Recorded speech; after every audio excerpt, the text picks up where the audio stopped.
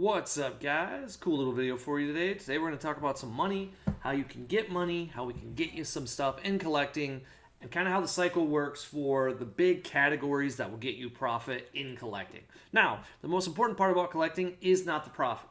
The important part is to have fun. However, if you make money, you can keep collecting. So that's the biggest thing to keep in mind is that it's expensive to collect. Some of the stuff that I've kept are hundreds of thousands of cards at times. Just to clarify, hundreds and thousands. I don't have any 100,000 cards. But it's not easy to do, and it's hard to always have the cash for these things because there's always something new coming out. We're going to talk about hype and how it changes things, but the important thing to keep in mind is you need a plan, and a bad plan is better than no plan. I like that line from Black Adam, so we stole it. Boom. All right. So this is the basic tenet of grading, right? So you got two things here. I'm going to make myself invisible for a quick second just so you can see it. Boop. All right. You've got a pristine and a black label pristine. This is called the gambling element of grading. You try to find mint copies of cards and you send them into Beckett, and only Beckett, because Beckett has that black label that is worth a ton more money, and you put it under any level that you want. Generally speaking, we notice more premiums submissions seem to have black labels, probably because they spend more time on it because you're paying like $100 plus per card. But whenever you get a pristine, generally speaking, that is 4 to 5 times the price of a raw. So in the case of Son Gohan, that's like a $200 card to $300 card. So this becomes about $1,000 when you get it graded and you get it pristine. Most people are willing to spend $600 to $1,000 for this card. You get a black label, a lot easier to get $2,000-$3,000 because it's gorgeous, it's awesome, and that's it. Well, that's just the grading element. The grading element is that simple. You have a formula, and anything below a 10, you're almost always just trying to break even, and most people will pay for a slab to be a card in a slab. Like I have some up for $35. I'm never going to go cheaper than that because I might as well just keep them or give them away. So it's a good idea. It's always worth it. This is the gambling portion though. This is not how you make consistent money. Consistent money is found in more things that are rarer, like precious metals. Now I have a bunch on eBay right now. So I am going to let you know that ahead of time because I feel like when I give you this information, people are going to be like, wait, this man's selling precious metals. You're damn right I am. Now, the reason why I'm selling precious metals is because I had 190 of them. I graded 60 of them because they were characters I liked, and I sold some of the ones I didn't like, to include Spider-Man, because I thought Spider-Man would not greatly increase when graded, as opposed to when he was raw. Whereas characters like Gwen and other stuff, I graded, because she's going to be worth more with a good grade. Now, you'll see here, the reason why I brought up these two specific cards are, they're not mine on eBay. But what makes serial number or rare cards more valuable than other stuff is that there is a set and finite amount to them. I'm going to get rid of my face again. Boop. All right, so you can see here, this Daredevil, for example, that somebody has on eBay, isn't a very bad back, but it's not a perfect back. It's not going to get a 10. Edging's pretty normal. But you'll see it's a 22 out of 100. Now, this Nick Fury, I didn't see what number he is, but he's going to be 1 out of 10, okay? If you're a fan of Nick Fury, or the more likely, if you've got money and you want to complete an entire set, you need to get one of these 10. So a good strategy for those people who have the extra funds is to get cards that have finite amounts to them whenever they're cheap and affordable. We made a mistake because we didn't realize what season we were in, and we actually started cards way too cheap. So we put stuff at like $1. So some of them are literally going to go for $1, but there's only 100 that exist in the world. So that's a mistake on our part, but hey, we have fun with collecting and we can do it. But normally you don't do stuff like that. So in this case, you can see this card has a little bit of a dent right here. Hopefully you guys can see it. But even with that, if you get a card like this at a good price, you grade it, you take its time, and when you find somebody who knows you have access to it, that's how you make a lot of profit. Now, serial number cards are becoming more and more popular with other games like One Piece. I believe Digimon's got to have one. Hopefully Dragon Ball, the game, will have one since we saw that Digimon has one. That'd be cool to see. But serial numbers are a great way of putting ahead of time how many for sure are out there. For example, World's Leaders. World's Leaders, we assume there's only 20, 23, 24 out there, but we don't have a clue how many actually exist because they're not serialized. So in this case, it would be great to have a serial number attached to it because it creates a set amount of product. Effectively, what you're doing is you're making something that's already rare as a hit, but you're identifying exactly where it is as a hit. This is a great way long term to make money. And what you'll notice is the Marvel cards, I should have done a better example of, would have been X-Men. I don't want to pull up eBay right now because my personal info is on there and I don't want to give that away. But if you look up eBay, X-Men in particular, those cards were going very cheap on release. That's because when release happens, hype is very low for side characters because they're very easy to get. Then people who are smart buy them all up for $20s, $30 if they're like expensive. They're probably going to get most of the cards for $10, okay? They buy them up for 10, they sit on them for a year or two, and then they become $30. A year is a pretty good return, and that's if they don't grade them. You grade them, people are going to like them.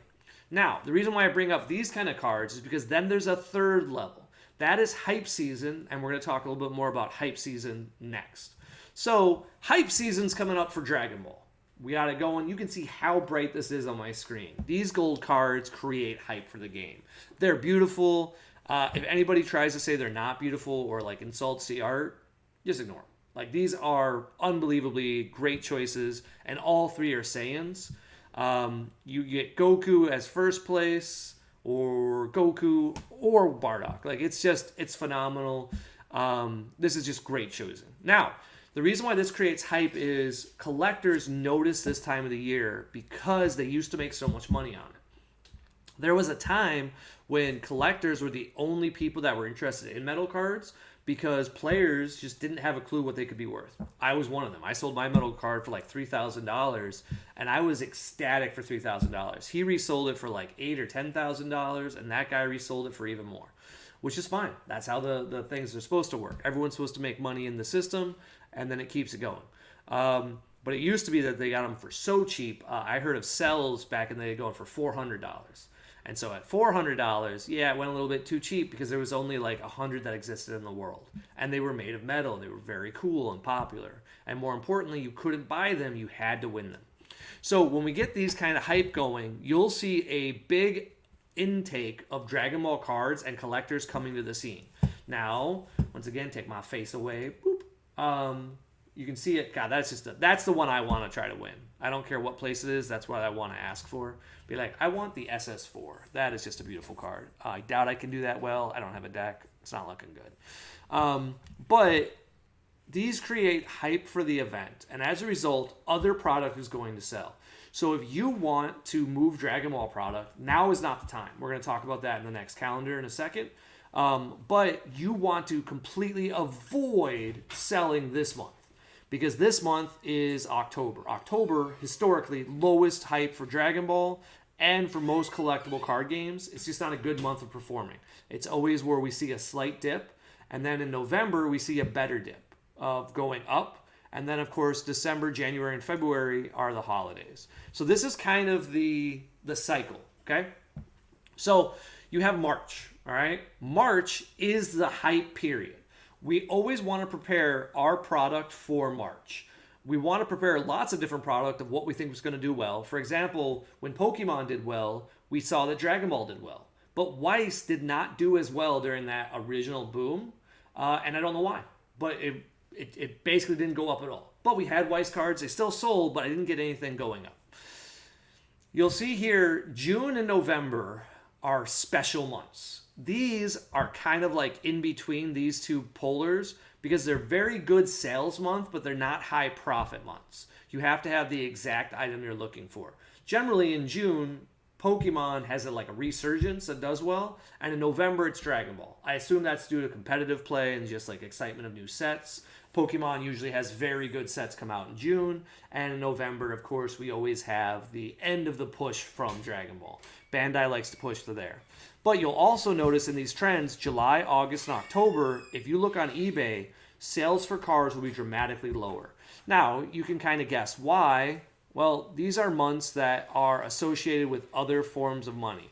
So, for example, July, Memorial Day, you have a lot of holidays, you have a lot of travel. People aren't spending money on cards. People are spending money in life. Same thing happens for August. August is the beginning of the school year. It's very expensive for kids to go back to school and doing stuff. And then when we get to October, it's the same idea. September, we had holidays, we had some money come back in. September's kind of a good month. October goes down again. There's also a ton to do in October. If you live in the north, October's a great time. When you put in all these factors, you kind of get this paradigm where these are like kind of on the waning months and these are slightly above months. But this is hype season. This is where you want to be. This is also like when a set first drops, okay? When a set first drops, the amount of product available is very high, but everyone's trying to have their hand in the pot. So everyone's like, oh, I want a Goku SCR. I want a Vegeta SCR. Or if it's Pokemon, I want a Charizard. The only thing that you have to keep in mind is we're getting very close to this period of time. This is buying season and grading season. You do not sell pretty much anything during the season unless you're low on cash. So you want to get enough cash in November so that way when this season comes around, you know you're not making much. And you've got to pay for all those grading fees or to buy new product because new sets will be coming out. There'll be a new set for Dragon Ball that comes out in January or February. I'm not sure which it is.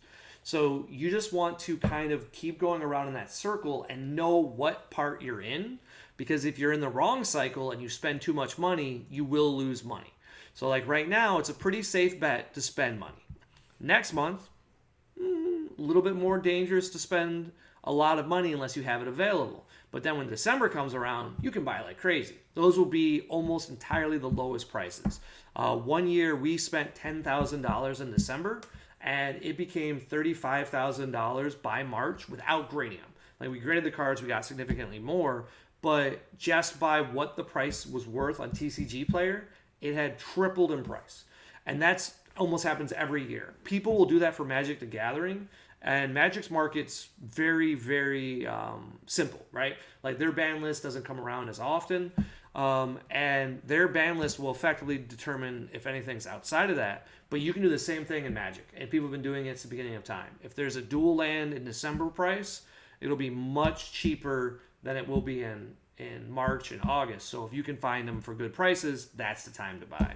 And that's kind of it. Those are the three ways you're going to maximize value, either by gambling, trying to take advantage of limited print items, or just riding the hype train. So hopefully this helps you guys with your businesses and your structure of how you collect, because the important part is you need money to collect.